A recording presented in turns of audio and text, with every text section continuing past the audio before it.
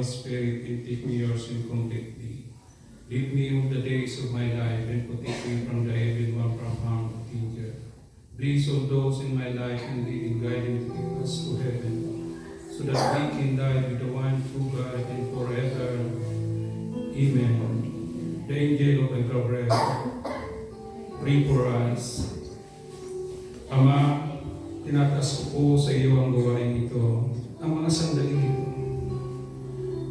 Lalong-lalo na po ang mga iyong banal na salita.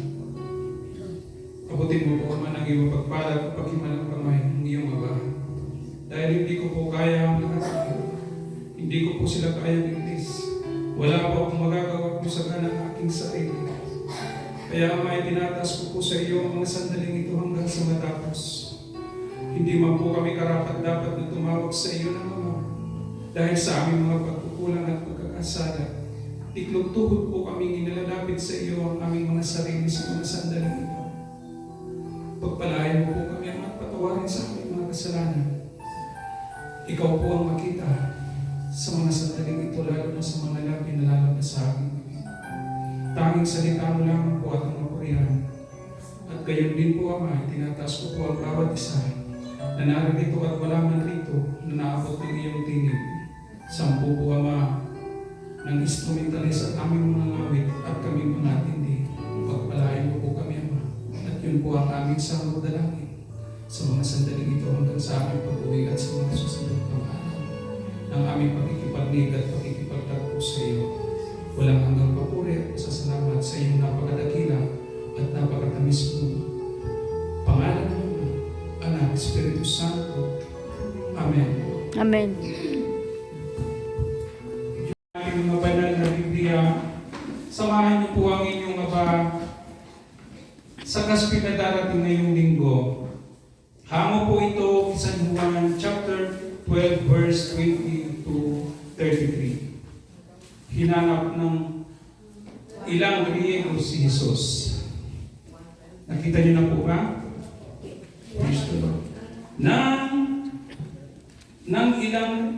May ilang Griegong dumalo sa pista upang sumamba.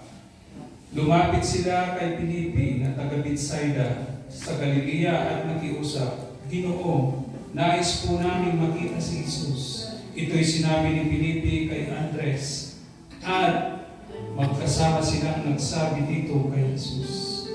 Sumagot si Jesus, dumating na ang oras upang luwalhatiin ang anak ng tao. Pagkatatandaan ninyo, hanggat hindi nahuhulog sa lupa ang butil ng trigo at mamatay, mananatili itong nag-iisa. Ngunit kung ito'y mamamatay, mamumunga ito ng sagana. Ang taong nagpapahalaga ng kanyang buhay ay siyang mawawalan nito. Ngunit ang taong hindi nagpapahalaga sa kanyang buhay sa daigdig na ito ay siyang magkakaroon ng buhay na walang hanggan. Ang naghahangad maglingkod sa akin ay dapat sumunod sa akin. At saan man ako naroon, ay naroon din siya. Pararangalan ng Ama ang sino man naglilingkod sa akin. Ako'y nababagabag ngayon. Sasabihin ko ba, Ama, huwag mong hayaang sumapit sa akin ang oras na ito. Paghihirap, hindi, sapagkat ito ang dahilan kung bakit ako'y naparito, upang danasin ang oras na ito. Ama, luwalhatiin mo ang iyong pangalan. Isang tinig mula sa langit ang nagsabi, niluluhalhati ko na ito at muli kong luluhalhatiin. Narinig iyon ng mga taong naroon, kaya't sinabi nila, umulog. Sabi naman ng iba, nagsalita sa kanya ang isang anghel. Sinabi sa kanila ni Jesus, ang tinig na iyon ay ipinaririnig para sa inyo at hindi para sa akin. Panahon na upang hatulan ang mundong ito. Panahon na rin upang hatulan ang pinuno ng mundong ito.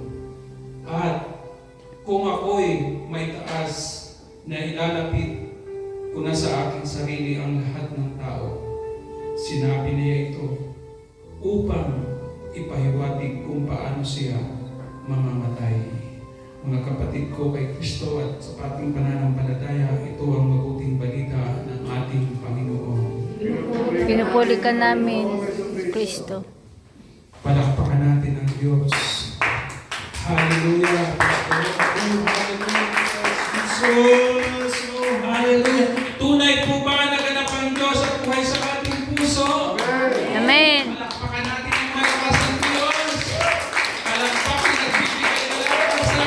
Palakpakan na nagbibigay ng kagunan. Palakpakan na pagpapala mula sa iyo hanggang sa iyong mga pamilya. Hindi na mahal sa buhay dahil sa pamamagitan ng palakpak na yan. Ikay na narito sa bansang pinagpala. Ang iyong buong pamilya ay lahat pinagpapalain sa pangalan ni Jesus. Amen. Praise the Lord. Malaya na po tayong umupo sa presensya ng Diyos at pakinggan natin sama-sama at inamin natin ang kanyang mabuting balita. Muli po isang mapagpala at mapagtimalang gabi sa ating lahat. Kapayapaan ng Diyos ang sumating lahat. Amen.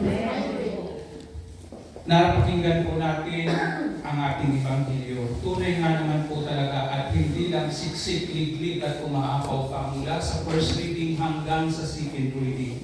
Yung last week fortnight po na siselebrate natin this coming Sunday, ito po ay pinamagatang kong the real death is a meaning of eternal life. Bakit siya sinabi kong real na kamatayan o tunay? Pero yun naman ang tunay na buhay na walang hanggan. More on kasi, sabi ni Jane Taylor, from the moment we are born, we begin to die. Naniniwala kayo doon?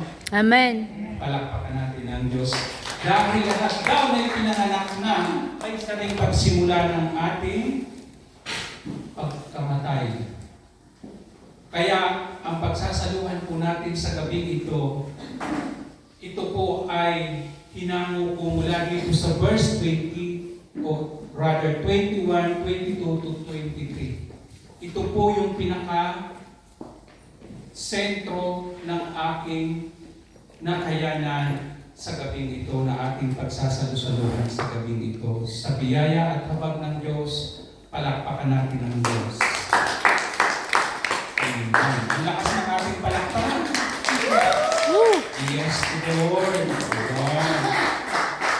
Amen to the Lord. Sabay-sabay na natin palakpakan ang Diyos. Yun. Doon ko makikita ang tuloy na kahulugan ng palakpak dahil nagbibigay sigla at aliw sa ating mga hapo at pagod na katawang lupa. Amen. Dahil sa salita niya, tayo ay pinagpala na. Amen. Ito yung sinasabi ko po na ating pagninilayan. Sabi ko po dito, ano yung pamagat ko? The real life. The real death. The real is the death. meaning of Eternal life. Amen. Ito po yung aking paksa na nais ko pong linangin kung bakit. Yung death po kasi pag in-spelling natin, sabay-sabay natin in-spelling yung death. D. D. D-E-A-D. Amen. Ang Death. galing natin sa spelling. Pero sabi sa John 3:30, kailangan natin magkaroon ng decrease and increase. Kaya kung bakit death. Sabi dito, let's come to Jesus to have a new life o a new living heart as a source of salvation. Kaya yung death, bawasan muna natin ng D. Ano yung D? Devastating. Nandoon yung lahat na ano sa D. Nandoon yung mga dirty. Nandoon lahat yung kataasan ng loob. Lahat na dirty na dapat alisin natin para yung death na ito ay maging eternal life. Literally, hindi naman ito talaga yung dapat na tayo ay mamatay. Ang dapat mamatay sa ating buhay ay yung mga kalabisan, kaindikan, pagmamata-mata, Napakarami na dapat natin alisin. Kaya kung bakit yung date na sinabi ko is devastating. Ngayon, bumaba po tayo, tanggalin naman natin yung H. Ano yung H? Nandoon yung hatred. Nandoon yung hurting. Nandoon yung lahat na rin. Hindi natin matanggap kung ano tayo minsan pag pinagsasabihan. Dito po sumasablay minsan ang inyong aba. Lalo na kung minsan, alam ko yan eh. Minsan ganun tayo. Naalala ko na yan eh. At yan ang dapat nating maalis sa ating buhay. Amen. Magkaroon tayo ng ganap na buhay. Ngayon, tatlo na lang yung natira. Amen? Ano yung natira? Anong tawag doon? Fasting tayo ngayon! Huwag tayong kumain! Bakit yung sinasabi niyo? Fasting tayo ngayon! Hindi tayo pwedeng kumain. Pwede tayong kumain once at lalo na yung mga karnehan. Amen? So, yung 8 naman na yun, sabi ni Fulton Sheen, sabi niya, the reason why have this great word to dying, of dying, is that we have not practiced for it. Ito yung kadalas na kinatatakutan natin. Kasi minsan nakaramdam lang tayo ng buto, mapapasma na ako eh. Di ba? Kaya minsan, dito tayo nadadala yung hatred na to. Kasi minsan, uy, birthday ni ano, hindi man lang nang invite. Di ba? Basahin natin yung verse 20. Anong sabi doon? May ilang Griego na pumunta sa piyestahan. Pumunta sa piyestahan. Pero ang piyestahan po na tinutukoy dito, ang simbahan. Dahil si Felipe at saka si Andres, sila ay mga Griego. Tayo po na mga taga-El-Shaddai, tayo na nakikinig ng salita ng Diyos, tayo yon sila Andres at Felipe, para makadala tayo ng kapwa natin para sa Panginoon. Tulad ni Andres at ni Felipe. Sila ang nagsisilbing tagapamalakaya ng tao para sa Diyos. Pero ano ang sabi ni Jesus? Dumating na. Sabi niya, para maitaas ang anak ng tao. At pag siya'y namatay, doon sa verse 24, ano ang sabi niya doon? Mamamatay muna ang trigo, o mamamatay muna tayo. Ano yung mamamatay muna tayo? Yung sinabi ko na kanina sa John 3:30, na dapat nawala sa ating buhay. Now, balikan natin yung eat o yung pagkain. Bakit eat? I-remove natin yung D tsaka H. Dahil pag hindi natin remove yun, ang mangyayari doon sa date na o yung kamatayan natin na yun is devastating experience attached to Him. Pag hindi natin inalis yun. Pero pag inalis natin yung E, yung D at saka yung H, matitira yung E. Tingnan natin kung ano yung E. Ano yung E? Anong sinasabi niya? Expertise o expertise. Bakit expertise? Ano sabi niya sa 2 Peter chapter 1, verse 21? Sabi niya doon, sapagkat hindi sa kalooban ng tao dumating ang hula kailanman. Hindi kung kanino man, kundi sa biyaya at habag ng Diyos, tayo magkakasama. Kundi sa biyaya at habag ng Diyos, nakilala natin ang Diyos. Ano ang sabi niya doon? Kailanman, hindi ang mga tao ay nagsasalita sa Diyos. Kumbaga, nasasabi natin ito tulad ng inyong aba na nandito ngayon, na hindi man kalugod-lugod para sa inyong harapan, nagagawa ko ito sa biyaya at habag ng Diyos. Amen. Tulad ninyo, tulad nating lahat, kung bakit naniniwala tayo sa biyaya at habag ng Diyos, nandito tayo, umaasa tayo, continuous po, na naguudyo ka ng Espiritu Santo. Kanina, umpisa pa lang, nandoon at praising ako nung kumakanta yung ating mga choir, mga ngawit. Talaga namang nangungusap yung Diyos. Ang sabi ko nga, banal na Espiritu, ikaw ang makita at maghari sa aming puso. Na sa gabing ito, mayroong kaming iuuwi. Na sa gabing ito, gagaling kami. Na sa gabing ito, pagpapalain kami. Na sa gabing ito, malaya na kami. Amen. Kaya doon sa D at saka sa H, ano yung dapat nating i-avoid? Pagpapatawad at pagbabalik loob. At yun naman talaga ang mensahe ng Diyos sa ating lahat. Continuous tayo. Ano yung A? Authority atin. Ano ang sinasabi niya doon sa Isaias? Sa Hebreo. Sabi niya sa Hebreo chapter 4, verse 14. Ipahintulot niyo pong basahin ko ito. Sabi niya doon, kaya nga magpakatatag kayo sa ating pananampalataya dahil mayroon tayong dakilang pinakapinunong pari na pumasok na sa kalangitan. Nangyari na. Nung mga una pa yung mga passage natin before, kung paano sinasabi ng Diyos, more on pumupunta siya sa bundok. More on gumigising siya ng madaling araw para manalangin. Kaya dito, sinasabi niya, nakapasok na. Kaya lahat tayo na nakakasunod sa paghahari at kalooban ng Diyos at nakakadala tayo ng pagpapala para sa ating kapwa, may puwan po tayo sa kaharian ng Diyos. Amen. Ipagpatuloy ko po kung bakit. Sabi niya doon mismo sa harap ng Diyos, siya ay walang iba kundi si Jesus na anak ng Diyos. Di ba sinabi niya kanina? Minsan ko na siyang niluhalhati at muli ko siyang pararangalan. Pararangalan, tayo yung tinutukoy dito na nakakarinig na ang salita ng Diyos. I-spread natin ang salita ng Diyos. Ipamahagi natin ito. Hindi lang na tayo na nakakarinig nito, ito ang hamon sa atin ng ika-5 linggo ng Lent. Dahil sa susunod na linggo, ayun ay mahal na araw na. Kaya sa gabing ito, are you ready to spread the Lord of God? Amen. Palakpakan natin ang Diyos. Kayo ang pagsabihan at si Lord ang nakarinig ng inyong sinabi. Amen. Okay, punta tayo doon sa T, kung bakit A. Sabi niya dito, trustworthiness.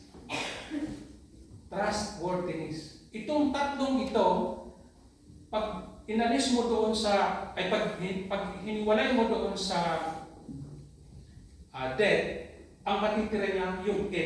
Kaya, itong tatlong ito yung kumakatawan sa katauhan ni Jesus. Kaya kung mapapansin natin doon sa second reading, hindi isinulat kung saan man, kundi isinulat na sa ating mga puso. Kung napansin nyo kanina, kinusan ko yung Bible ko, nagtanda ang inyong aba at tinusuko ang inyong puso. Palatandaan na pag nakikinig ka ng salita, dapat nasa puso mo. Pag nagsasalita ka nito, dapat nasa puso mo, hindi sa muso natin. Amen. Amen. Palakpakan natin ang Diyos. Sabi niya doon sa trustworthiness. Amen. Sabi niya doon sa trustworthiness. Sabi niya doon sa Isaiah chapter 26 verse 6. Trust in the Lord forever. For the Lord God is an everlasting rock. Kanina sabi ko sa puso, dito ngayon, sa bato. Kung babalikan natin sa mga previous passage natin, saan tinawag si Pedro? Paano sinabi ni Pedro ang ating simbahan? Ikaw, Peter. Ayun. Hindi ko man narinig ang sinabi mo, sister. Alam ko na nasa puso mo ang sinasabi mo kung bakit nakapagpulong ka. Palakpakan natin ang Diyos. Amen. Lahat tayo binibigyan ng pag-unawa. Kaya pag pinuho mo ngayon yung death, ang mangyayari ngayon, nilinis mo yung D, inalis mo yung H, kumbaga sabi ko nga, increase and decrease. Ano ang mangyayari ngayon? Divine, yung D, at yung E niya, magiging experience attached to heaven.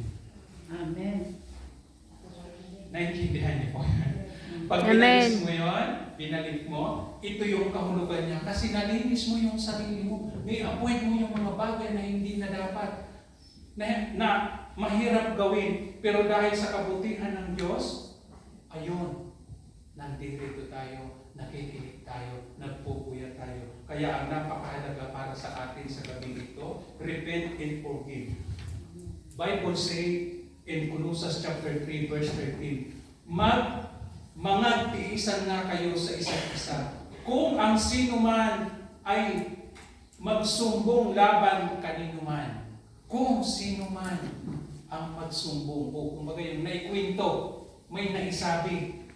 Ang pagkwento kasi at yung pagtatanong, magkaiba.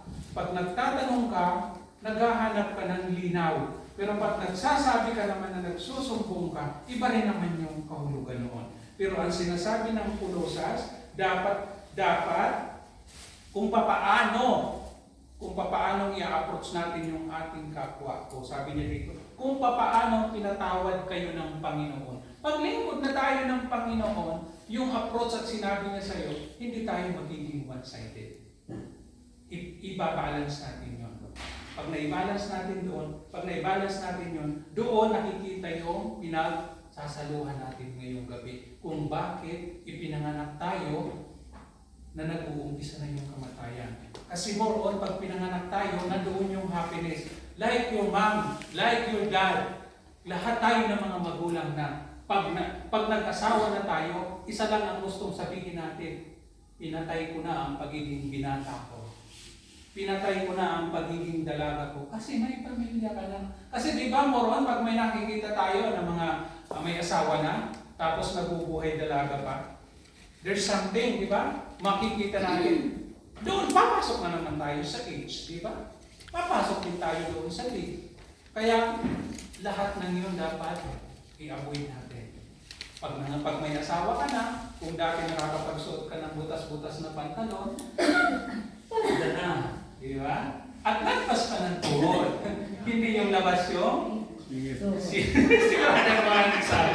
Wala ka na na enough! Gusto na! Sabi ko! Hindi ako nasabi nun! But honestly, hindi pa naman po kami banal. Maging kami, mga narinig nyo na nag-ahayag ng salita. Moda na yan ngayon, moda. Dahil patuloy po kami Labas ang kung kanina nga lang, singit. yung naghahabol ako ng bus. Patawarin ako ng Diyos. Diyos ko po, ang damit ng panahon samantala ako nakajakit. Si brother noong nagsabi na labas nyo, yun na yun. Palakpakan natin ng Diyos. So, doon po natin nakikita kung gaano kabuti ang ating Diyos. Amen. Doon po natin nararanasan kung ano siya sa buhay natin. Kung ano ang mayroon ang bawat isa sa atin. Amen. Hindi yung kahinaan ng bawat isa. Dagpagkos, kung mayroong nanghihina sa atin, sa gabing ito, sigurado ako, makukumusta natin siya. Lalo-lalo na hindi lang ngayong mahal na araw na ito. At sana bawat araw, sana bawat linggo ay mahal na araw.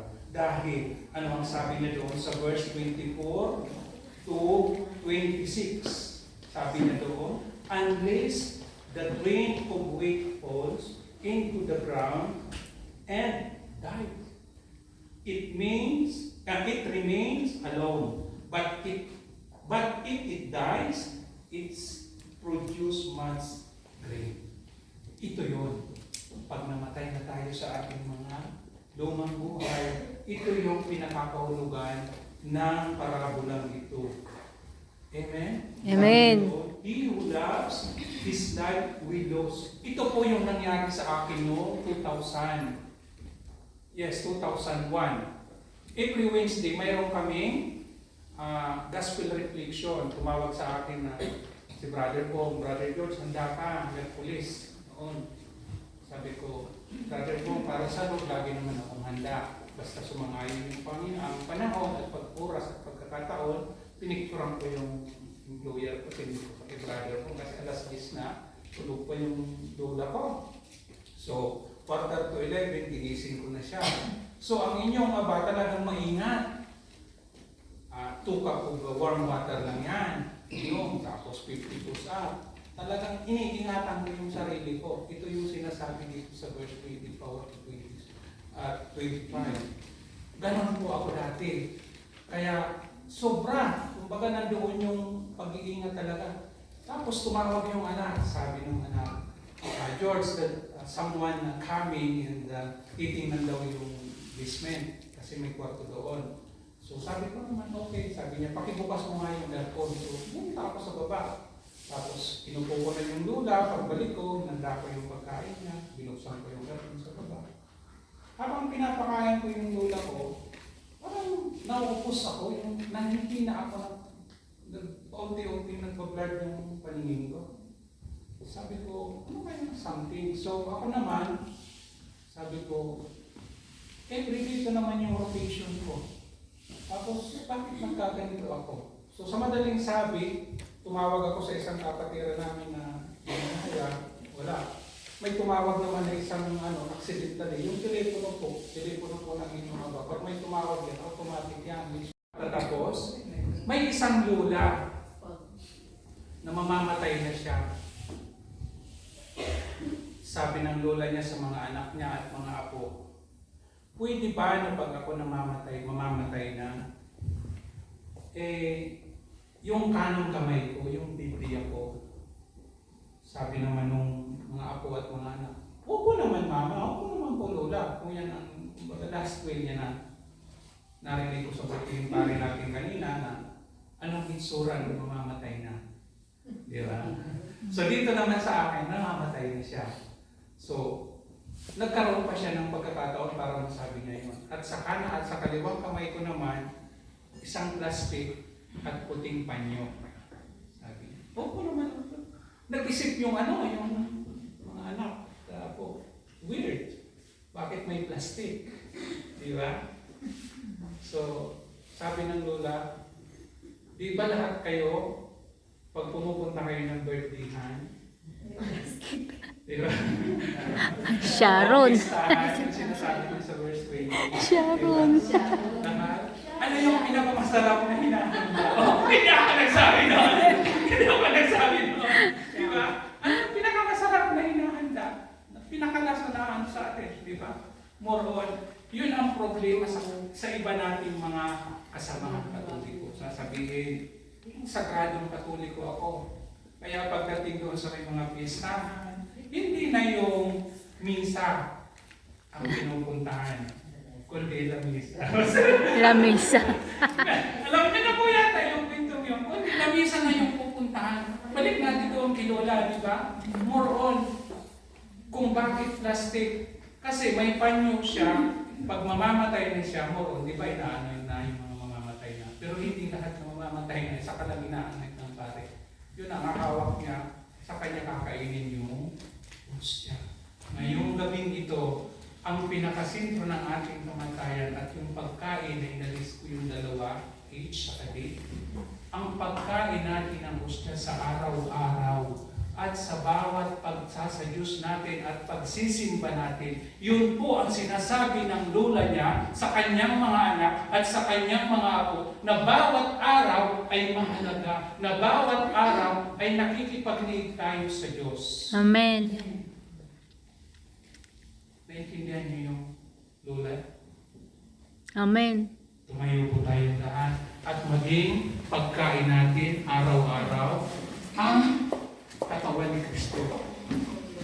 Ang bawat misa sa araw-araw na kinubutay-butay ng ating butihing hari ang hostya dito, ayan po ang pagkain natin na nagbibigay na buhay na walang hanggan. Kaya sabi po ng inyong Aba, the life of the real deed is eternal Life. Palakpakan natin ang Diyos. Mama, sa awiting yun naman doon namin nakikilala kung ano ang aming buhay. Doon po namin may sa sarili namin na kami ay lupa namin. Simula po ang unang linggo ng lay, kami po ay nagpaabos sa noo. At ganun din po ang mga gasuri na sandali naming buhay. Sa abuhin po kami babalik, Ama. Kaya Ama, sa gabing ito, itinataas ko po sa iyo ang lugar na ito na patuloy mong gamitin sa aming oras at sa mga kasamahan ko na ginagamit mo, Ama. Mula po, Ama, sa aming pamanuan at sa aming kasamahan at mula sa napakaliit natin din. Ay sa iyo po namin pinagkakaroon himala ang lahat ng ito.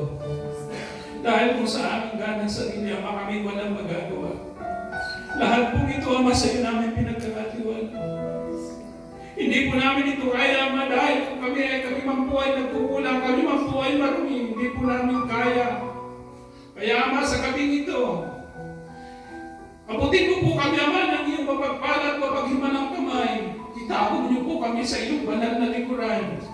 Ikaw ang Amen. makita at maghari sa aming buhay. Oh, hallelujah. Amen. Ama, itinataas ko po sa mga sandaling ito na kaming lahat na narito at inaabot ng iyong tinig. Pagalingin mo po kami, Ama, sa lahat naming karamdaman. Alisin niyo po sa amin yung di nagpapahirap sa aming paglilingkod. Alisin niyo po yung hits na nagpapahirap sa amin. Yung mga hatreds na yun, yung mga hearts na sa iyo namin inaabilin ang lahat ng iyo. Lalong-lalo na po ang inyong Aba. Abutin niyo po, Ama, ng iyong mapagpalang kamay na maging tuloy-tuloy na daluyan ng iyong banal na pananalita at na makapaglingkod sa iyo ng buong buo. Ama, minsan pa po hindi maiksi ang iyong kamay sa mga sandali. Nangungusap ka po sa bawat isa sa amin. Nangungusap ka po sa inaabot ng iyong mga salitang ito. Kaya, Ama, sa gabing ito, anuman po ang aming mga karamdaman, anuman po ang aming mga pangangailangan, anuman po ang mga hinaing namin sa buhay, anuman pong mga hatreds at hurting na naramdaman namin, anuman pong mga dirting pag-iisip namin, sa gabi pong ito, huhugasan niyo po kami ng iyong banal na dugo. Amen. Sa gabi pong ito, kalooban mo po ang makikita sa aming puso na tulad ng sinabi mo. Amen. Na isinulat niyo na sa aming mga puso ang iyong mga salita na kami makapagbalik loob, kami makapagpatawad, at ang magpatawarin. Kaya, Ama, sa mga gabing ito, sa sandaling ito, hallelujah. Sa gabi pong ito, Ama, ibinabalik po namin sa iyo ang walang hanggang papuri at pasasalamat. Amen. Dahil anuman po ang aming karamdaman mula ulo hanggang talampakan ay pinagaling mo na sa pangalan ng Diyos. Amen. Yun po ang aming samot na langit in mighty name of Jesus. Lahat ng mga inuubo at may sipan, lahat po na may mga sakit na katawan at likod, kasukasuan, tuhod, at ang aming spiritual na dikto naman na nagdaranas ng kanyang sakit ng bukong sa paa. Aabutin mo po siya, Ama, at pagagalingin mo. At kanutin po ang aking brother na doon isa na nakakaranas ng madalas ng pagkahin. Sampu ng aming mga kasamahan naman sa mga sandaling ito. Sa pangalan ni Jesus. Amen. Sa pangalan ni Jesus. Amen. Sila'y pinagaling mo na. Amen. Sila'y pinalaya mo na. Amen, Sila'y Lord. pinagaling mo sa anumang nais pinagdadaanan at maranasan at makaiwas sa anumang karamdaman. Amen. Hallelujah! Receive, Ama! Receive in the Holy Spirit! Amen. Sa pangalan ni Jesus! Sa pangalan ni Jesus! Amen. Sa pangalan ni Jesus! Amen. Itaas po natin ang ating mga daladalahan at ating mga Biblia, ating mga importanteng babasahin. Biblia, mga prayer request natin. Mga naisulat man yan at hindi nakasulat sa dakilang pangalan ng Diyos. Sa lansan niya ang ating puso at isipan. Wala tayong maililihit sa Kanya. Wala Amen, tayong Lord. maililihit. Amen. Kaya, Ama, hawak po namin ang mga instrumentalist, sacramental, passport, tubig, handbag, wallet, Biblia, telephone na aming magagamit para maabot ang aming mga kapatid na hindi namin nakakasama. Daluyan niyo po ito ng iyong pagpapala. Amen. Abutin niyo po ang bawat isa sa amin sa mga sandaling ito na tama ng aming kamay, na ang lahat ng ito ay magsilbing gabay, kaligtasan, at kapanatagang loob at kagalingan ng bawat isa sa Amen. amin. Kaya, Ama, taos puso po namin ibinabalik sa iyo ang taos puso pagpuri at pasasalamat sa iyong napakadakila at napakadakila Amen. Amen.